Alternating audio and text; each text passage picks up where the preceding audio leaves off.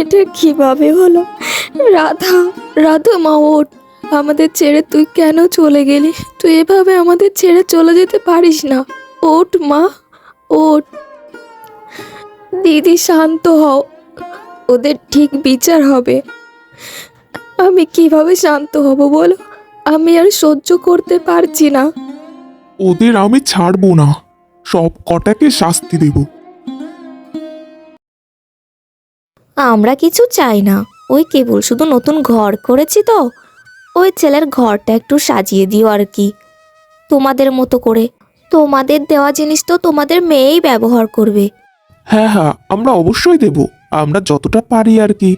হ্যাঁ ঠিক আছে, আমরা তবে এখন আসি। এরপর ছেলের বাড়ির লোকজন সেখান থেকে চলে যায়। ওর ঘর ভরে জিনিসপত্র দেব, যাতে ওরা আর কোনো কথা বলতে না পারে আমাদের মেয়েকে। আর কত খরচ করবি বলতো আমাদের পিছনে? তাতে কি হয়েছে, রাধা তো আমাদেরও মেয়ে, ওর বিয়েতে খরচ করবে না তো কার বিয়েতে খরচ করবে?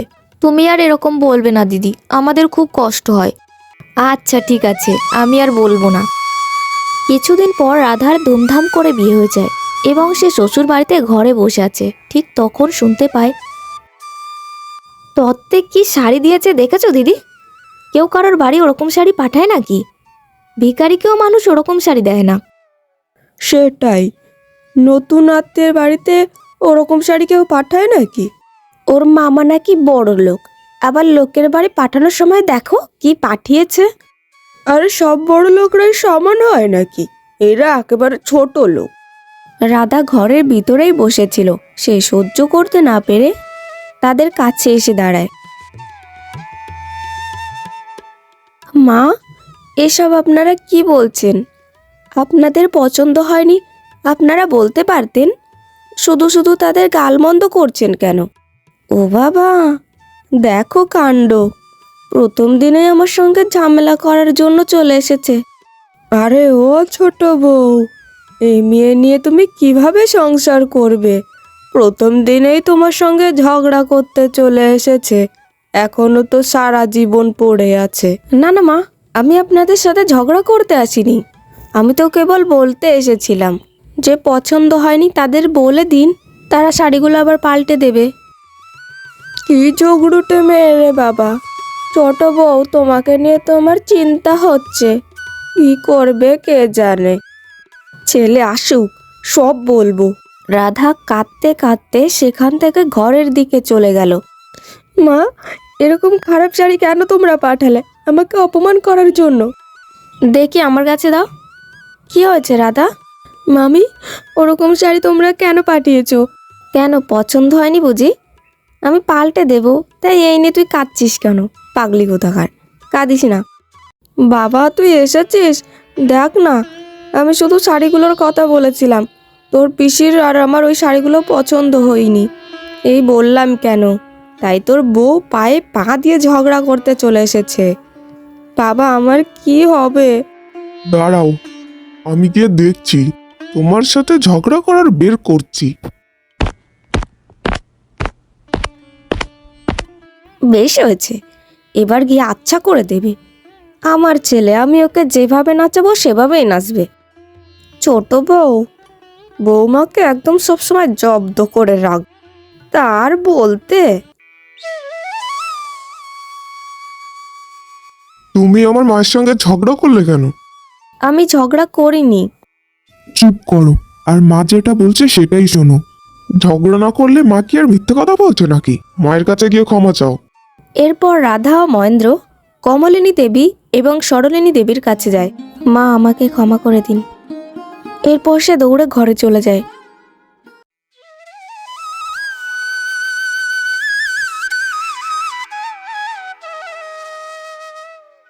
কি চাকরি রে বাবা, দুদিন বাড়িতে এসে পারলো না, আবার দৌড়ো। চাকরি এমন হলে আর কি করবে বলো? শোনো, মায়ের সঙ্গে কোনো ঝামেলা করো না যেন, ভালোভাবে থেকো তোমরা, মিলেমিশে থাকবে সবাই, তোমাকে নিয়ে যেন কোনো অভিযোগ না শুনি। আমি তো এমনিতেই কোনো ঝামেলা করি না। যাই হোক, ভালোভাবে মিলেমিশে থেকো। আমি এখন ঘুমোলাম, আবার সকাল সকাল বের হতে হবে। পরের দিন সকালবেলায় রাধার মা ও মামি আসে। মা, মামি তোমরা এসেছো? বসুন আপনারা। বলছি জামাই কি চলে গেছে? হ্যাঁ, এ চাকরির তো ঠিক নেই, যখন তখন যেখানে সেখানে দৌড়তে হয়। আমরা যে শাড়িগুলো দিয়েছি সেগুলো নাকি আপনাদের পছন্দ হয়নি। হ্যাঁ বাপু, আমি যা বলি সামনাসামনি বলি, লুকিয়ে কিছু বলি না। বলছি এই টাকাগুলো রাখুন। না না, আমাকে দিতে হবে না, আপনাদের মেয়ের হাতেই দিয়ে যান, ও যা কেনার কিনবে। আজ আমরা তবে আসি। আসি রে রাধা।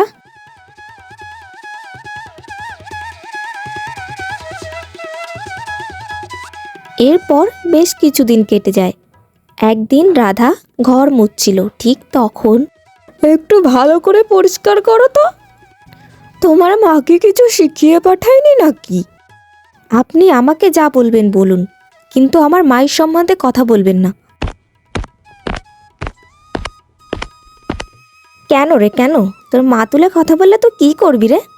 আমাদের ভীষণ তেজ দেখাচ্ছিস যে, কি করবি বল, বল না আমাকে বল। ছেলে আজ আসছে তো সব নালিশ করব, দেখ তোর ব্যবস্থা করছি।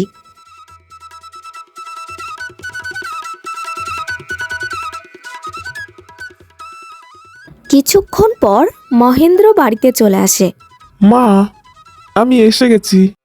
এসে গেছিস বাবা? তুই তুই না আসলে কি যে হতো। কেন, কি হয়েছে মা? তোর বউ আমাদের সঙ্গে কি খারাপ ব্যবহারটাই না করছে। আমাদের ঘর থেকে বের করে দেওয়ার মতো অবস্থা। কোনো সময়ে কাজ করে না, সারাক্ষণই মহারানীর মতো শুয়ে থাকে। আমারও তো বয়স হয়েছে, বল, এত কি একা হাতে করতে পারি? মহেন্দ্র মায়ের কথা শুনে ঘরের দিকে যায়। এসব আমি কি শুনছি? তুমি নাকি কোনো কাজই করো না বাড়ির, আর সারাক্ষণই নাকি ঝামেলা করতে থাকো। এসব এসব তুমি কি বলছো? এসব মিথ্যে। আমি আমি ওদের সাথে ঝামেলা করি না তো। বেশি বাড়াবাড়ি করো না, বুঝলে তো? ঠিকভাবে থাকো। এরপর বেশ কিছুদিন কেটে যায়। রাধা এখন গর্ভবতী। আমার এখন 20,000 টাকা লাগবে, তুমি এনে দেবে। আমি আমি কোথা থেকে এনে দেব? কেন? তোমার বাবার কাছ থেকে এনে দেবে। মা, তোমার জামাইয়ের এখন 20,000 টাকা লাগবে, একটা ব্যবস্থা করো না। 20,000 টাকা? ঠিক আছে রাখ, আমি দেখি। কি বলছে? 20,000 টাকা দেওয়ার কথা বলছে। কি ধরনের ফ্যামিলি ওটা? বিয়ের সময় অত জিনিস দেওয়া হলো, এদের চাওয়ার কোনো শেষই নেই। কিছুদিন পর রাধা তার বাপের বাড়িতে আসে। সেখানে অনেকেই বসেছিল, তার মামা মামি তার মা। এদের একটু ব্যবস্থা করতে হবে। এদের এত লোভ কেন? কদিন থানায় রাখলে ঠিক শুধরে যাবে। না না মামা, ওটা করো না, ওর সাথেই তো আমার আবার সংসার করতে হবে, লোকে তো তখন চিচি করবে। বলছি এবারের মতো টাকাটা দিয়েই দাও, দেখো মেয়েটার উপর দিয়ে কি ঝড়ই না যাচ্ছে। কিছুদিন পর রাধার একটা ফুটফুটে ছেলে সন্তান হয়। তোমার শ্বশুর বলছিল যে নাতির অন্নপ্রাশনটা একটু বড় করে করতে।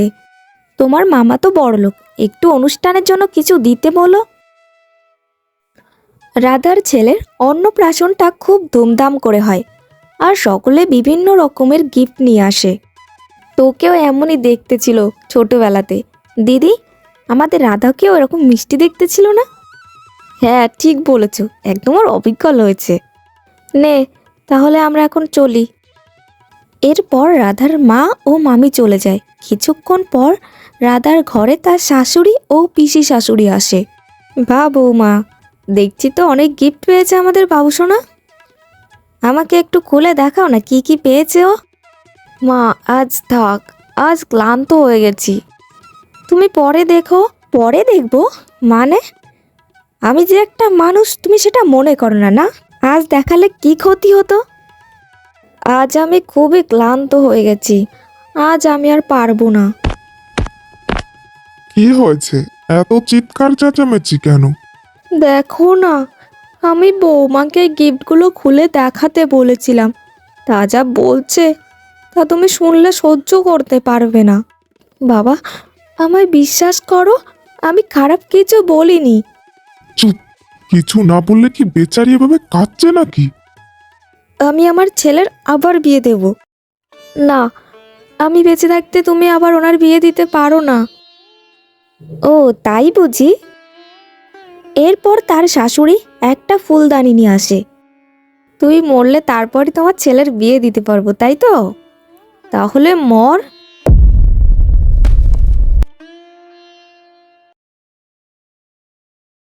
প্লিজ বন্ধুরা, চ্যানেলটিকে সাবস্ক্রাইব করে দিন, লাইক এবং শেয়ার করুন, আর কমেন্টে অবশ্যই আপনাদের গুরুত্বপূর্ণ মন্তব্য জানাবেন।